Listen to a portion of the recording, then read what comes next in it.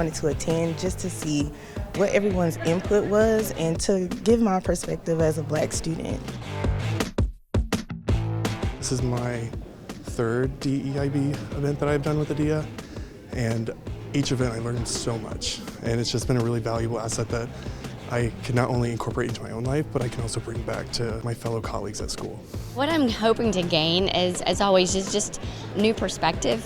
Not, maybe reinforce some of my current understanding, but seeing maybe some of the issues that I'm not aware of, and just seeing how to take that back to my own institution and applying that, with not only our faculty, but our student population.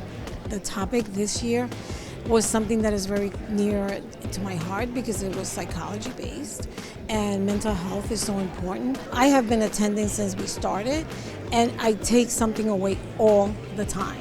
I expected to connect with colleagues. I expected to learn some new tools and strategies to navigate these difficult times.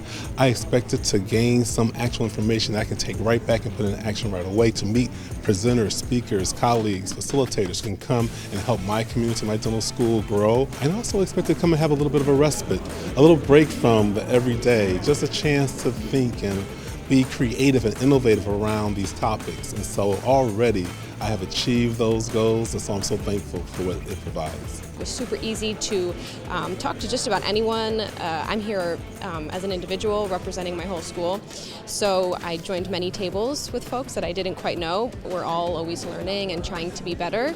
The person in front of you is your teacher. Everyone here is very supportive and will embrace you, and it's okay if you might not know something. Sometimes we don't know what we don't know, and you'd be surprised. I think everybody could learn something.